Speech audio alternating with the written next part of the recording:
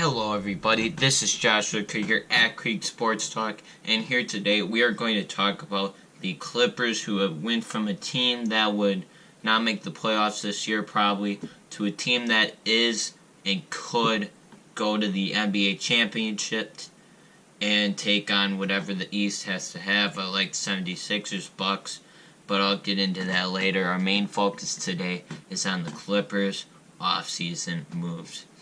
Now, the Clippers, they tore it down after CP3 left. Chris Paul left. He went to the Rockets, and that situation didn't work. But I'm not there to talk about how Chris Paul and James Harden didn't work out together.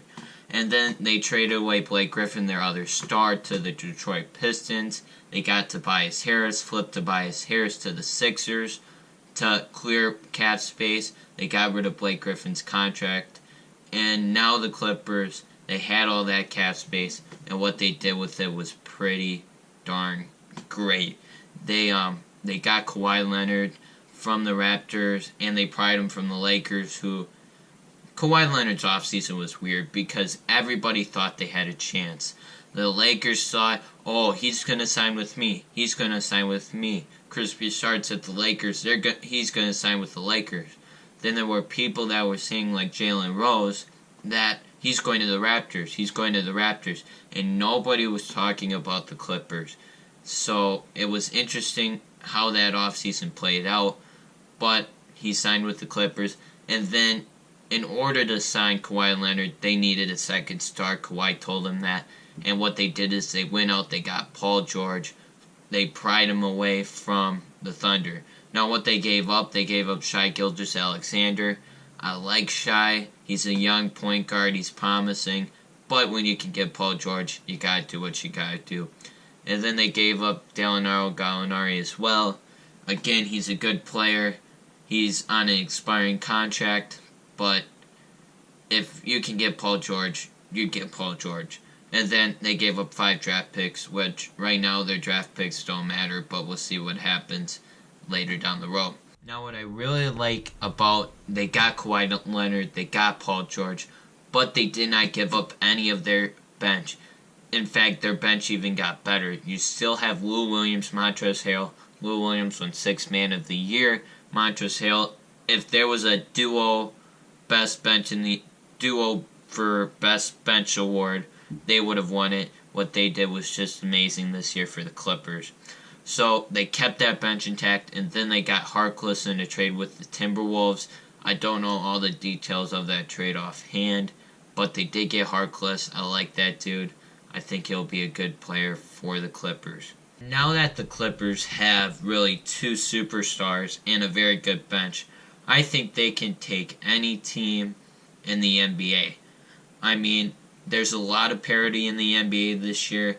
Really, since KD's injury and he went to Brooklyn, there's no clear favorite, in my opinion, to win the NBA championship. The Clippers are a great team, but they got 2 stars. It's not like they have 3 superstars.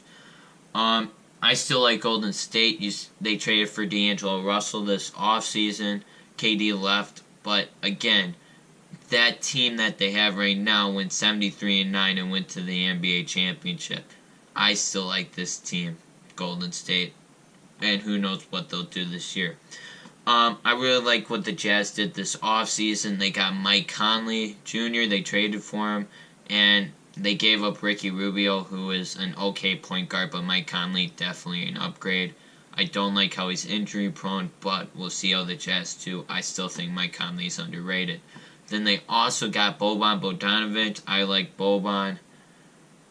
But, well, really the Jazz now, you got Donovan Mitchell, Mike Conley Jr., and then you got Boban. So we'll see what that core does together. Again, strong team, maybe title contender, who knows. Then you also have the Denver Nuggets. They were young last year, 1 year more of experience. We'll see what they got. Jokic is going to get even better. Jamal Murray. We'll see what they do. And then the Trailblazers. You can't count out the Trailblazers. They went to the Western Conference Finals this year. They still have Damian Lillard, CJ McCollum. They both signed massive extensions. CJ not as big, but Damian signed the Supermax 4-year, $196 million, which is a whole ton of money for Damian Lillard. He's a great player, but we'll see how that contract pans out later into that when he gets older. Then CJ McCollum, he signed a 3-year, $100 million contract, which will take him into, which they'll have their backcourt locked up until, I believe, 2023, which they played together so long. I really like their fit. We'll see what they do. And then I can't forget the Rockets. I really don't get this fit with Russell Westbrook and James Harden, but I'm not the GM of a team. One of these dudes is going to have to give up the ball. These two went hand in hand for winning the usage rate award for the most used player. So I don't know how this fit's going to work out. But again, I'm glad I'm not a GM. I'm glad I'm not a head coach trying to coach these players. Just me. And then outside of those two, you got Eric Gordon. You still have PJ Tucker. We'll see what happens with those two. And even though I'm talking about all these teams, you can't forget the Lakers. Again, they have two superstars. LeBron James, who I think is the GOAT, better than Michael Jordan. You guys can say what you want in the comments below. And then they also got Anthony Davis in the offseason, who is, in my opinion, top 5, top 10 player. He has been injury prone. So you got two guys that LeBron sometimes takes games off. Anthony Davis gets injured. You got the term load management going around. I'm not sure how that's going to work out. And plus with this Lakers team, you got DeMarcus Cousins, Rajon Rondo. I don't know how that's going to work in the locker room. I have Danny Green, who I like, but I don't know if I like him playing 35 minutes a game instead of 25 because, in my opinion, he went completely off. I barely saw him in the playoffs. So, don't know about Danny Green. Avery Bradley's a good defensive player, but as an offensive player, I don't like him. So, we'll see. I will say Avery Bradley can shoot threes, but I just don't like the Lakers as much as I like the Clippers. The Clippers have been around together. It's the same team pretty much. You're just adding two superstars. So that's why I like the Clippers over the Lakers. Now to recap, what the Clippers did this offseason was unheard of. It's one of the biggest offseason moves I can think of in thinking about the NBA.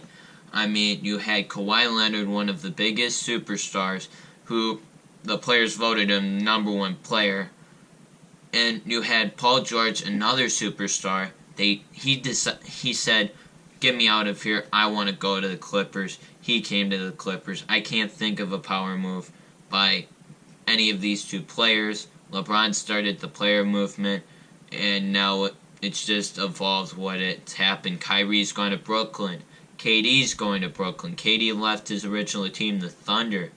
It's Paul George said, "Get me out. I want to go to a different team before he went to the Clippers." AD said, "Get me out. I want to go to the Lakers." It's interesting to see this player movement happening throughout the NBA. Anyways, guys, thanks for watching this video. If you made it to the end, tell me what you guys think in the comment section below about the Clippers offseason moves. Tell me what you thought. Tell me where you ranked them in the Western Conference. Where do you think they can win an NBA championship? I want to know what you guys think in the comment section below. Thanks for watching, guys, and have a great day.